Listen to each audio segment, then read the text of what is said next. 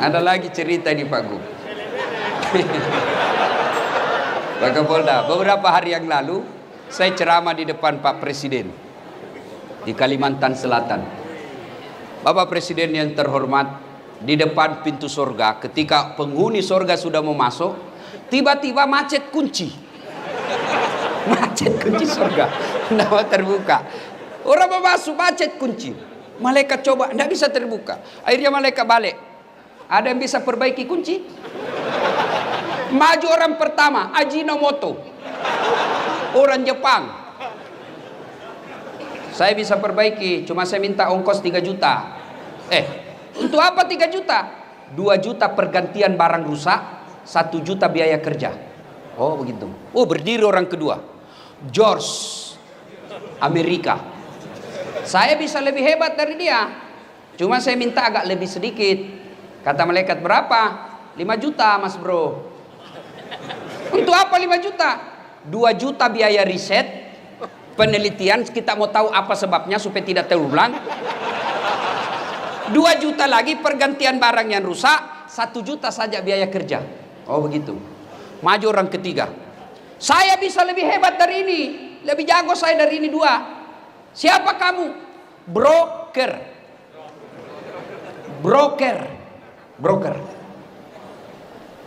Saya minta 15 juta. Kenapa 15 juta? Lebih mahal. Kok apain 15 juta? Dia dekati malaikat, dia bisik malaikat, 5 juta untuk kamu, 5 juta untuk saya, 5 juta kasih orang Jepang kerja, masih ada untungnya. Ini bahasa Indonesia, langsung ditendang masuk neraka. Kok kira ini negaramu?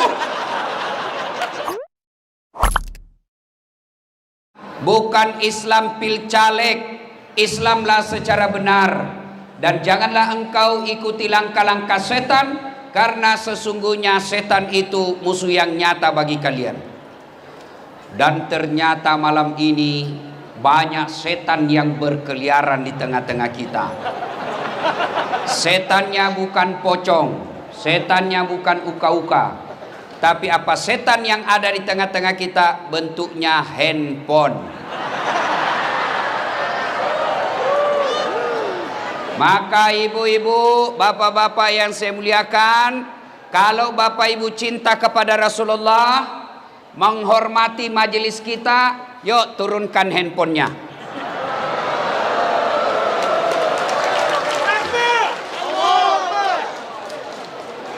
Setan pasti berupaya menggagalkan ceramah kita. Dengan cara apa? Lihat HP-mu, lihat HP-mu, lihat HP-mu. Akhirnya apa? Bapak tidak konsentrasi dengar ceramah. Maka simpan HP. Anak muda yang pegang HP, saya doakan kau tidak dapat jodoh.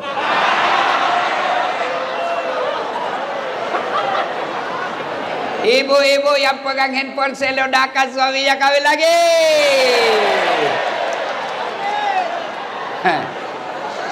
Simpan dulu HP, simpan. Ayo. Kalau saya sudah katakan simpan HP, masih juga dipegang HP-nya begini, maka dia bukan setan, tapi dia sudah bapak moyangnya setan. Simpan dulu bos, simpan dulu. Nggak usah merekam, nggak usah. Kalau kau rekam, suaranya tidak jelas, gambarnya kabur. Tapi saya mau dokumen Ustadz, saya mau lihat nanti di rumah. Boleh, caranya gampang. Gimana? Buka YouTube, tulis nama Dasat Latif, Masjid An-Nur Riau, pasti muncul. Gambarnya jelas, suaranya jernih, dan bagus, sudah diedit. Kalau kamu bikin siaran langsung, saya terancam. Kenapa? Nanti ada keseleo. Contoh guru kita Abdul Somad. Ditanyalah beliau, Tuan Guru bagaimana hukumnya main catur? Beliau jawab, haram. Apabila azan berkomandan kamu masih main catur. Dipotonglah itu azannya. Yang berkeliaran di medsos haram main catur. Marah seluruh pemain catur dari Sabang sampai Merauke. Saya juga ditanya, Ustadz Das'ad bagaimana hukumnya main catur? Saya jawab haram. Kenapa bisa? Kau bunuh Perdana Menteri sama Raja.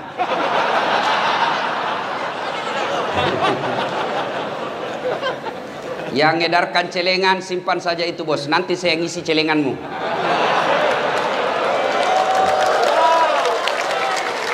Simpan dek, simpan, tidak enak rasanya. Saya risih kalau saya lagi ceramah edarkan celengan, seolah-olah saya disawer. Simpan, ada Pak Gubernur yang sawer Das'ad. Tenang, simpan saja dek, simpan, mengganggu konsentrasi ya. Bisa kita lanjut? Oke, simpan HP ya, simpan ya. Oke. Nggak usah juga kok selfie. Baru ditulis latar belakang Das'ad Latif. Kau kira saya background? Wa qala idzan bismillahirrahmanirrahim. Innallaha wa malaikatahu yusalluna 'alan nabi. Ya ayyuhalladzina amanu sallu 'alaihi wa sallimu taslima. Sesungguhnya Allah dan para malaikatnya, subhanallah. Allah perintah solat, Allah tidak pernah mendirikan solat. Allah perintah puasa, Allah tidak pernah menunaikan ibadah puasa. Tapi ketika Allah perintah kita berselawat, Allah berfirman, innallaha wa malaikatahu. Allah dan para malaikatnya bersalawat kepada Rasulullah Muhammad sallallahu alaihi wasallam. Maka wahai orang-orang yang beriman, bersalawatlah kalian kepada Rasulullah dengan sebaik-baik salawat. Jangan kau bersalawat sambil merokok. Salatul beleng-beleng. Jangan kau solawat sambil ngopi.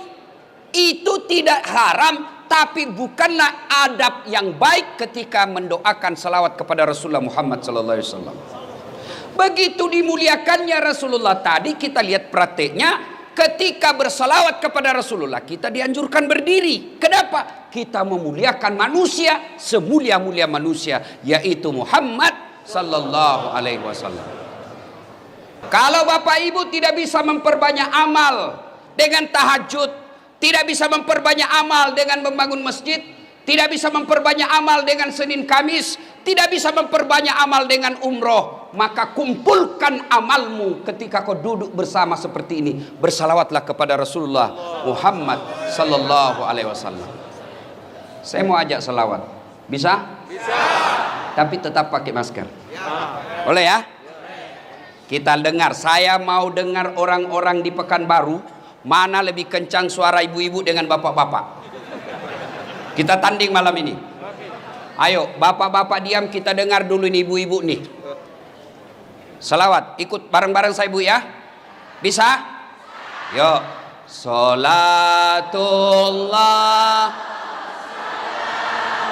Ayo Bu, jangan mau kalah sama suami. Ala toha. Salatullah. Salamullah ala Yasin. Nilainya 6,5. Sekarang kita dengar bapak-bapak, ibu-ibu diam. Bapak-bapak, ayo jangan mempermalukan jenis kelamin. Ayo bos. Kau kasih malu saya kalau suaramu lebih. Ayo ibu-ibu diam. Bapak-bapak ayo dek. Salatullah salamullah ala toha Rasulillah. Salatullah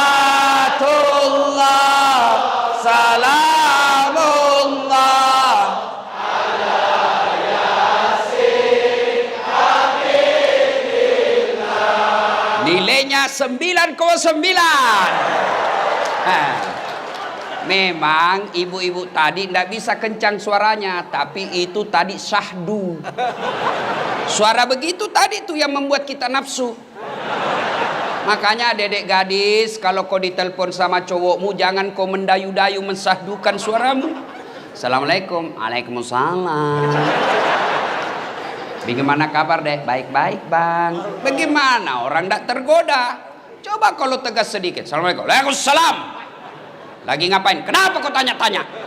Nggak diteleponnya lagi kau besok. Ibu bapak, saudara-saudara sekalian, teristimewa yang kita hormati, Bapak Gubernur Provinsi Riau, Datuk Sri Setia Amanah Haji Samsuar. Yang kita hormati dengan penuh kehormatan, Bapak Kapolda Provinsi Riau, Bapak Inspektur Jenderal. Kau tahu Inspektur Jenderal, Dek? Ah, tahu? 2 bintang. Tapi calon pensiun juga.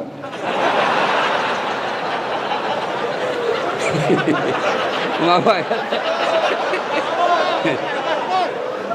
Gaspol, rem. Kau mau ditangkap Kapolda? Jangan kau lawan polisi ya. Adik-adik, dengar baik-baik. Jangan musuhi polisi. Boleh kau musuhi pribadinya, tapi jangan musuhi polisi. Kalau hilang motormu, siapa kau cari? Siapa kau cari? Pak Imam. Rumah dirampok, anak diperkosa, istri dibunuh. Cari siapa? Polisi. Maka jangan kau musuhi polisi. Iya toh? Kau melanggar. Kau tidak lihat ini rambu-rambu. Saya lihat, Pak. Kenapa kau langgar? Saya tidak lihat Bapak. Kenapa kau tidak lihat saya? Bapak sembunyi di tikungan.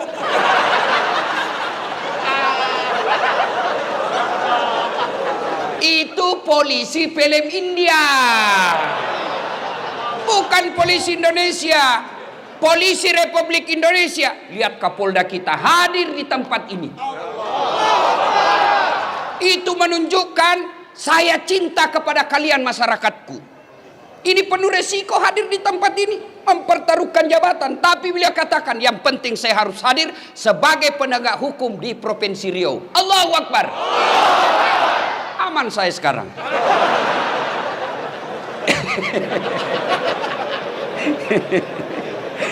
Inspektur Jenderal Polisi Bapak Agung Setia Imam Effendi, yang kemudian semua saya cintai karena Allah Subhanahu wa taala. Saya tidak sebut satu demi satu, di samping karena keterbatasan waktu, juga yang sejujurnya saya tidak hafal namanya Bapak. Kita dengar. Satu, saya mau tanya dan saya kasih hadiah. Siapa yang tahu anak bungsunya Nabi? Ibrahim. Siapa? Kau. Sini. Cepat. Cepat. Ya. Cepat. Sebelum kau jawab, ada passwordnya. Siapa namanya anak pertamanya Kapolda? Kurang tahu. Oke.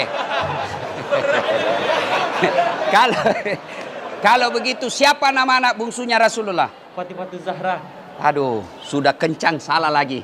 Tapi tidak apa-apa, daripada kau malu diambil YouTube, tetap dapat 100. Ibu bapak, saudara-saudara sekalian, nama anak Nabi yang bungsu, siapa namanya?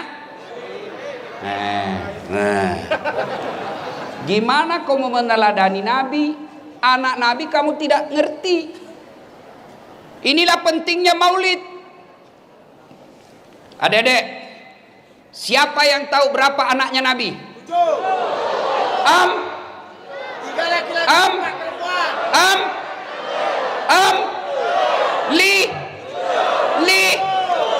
Bingung.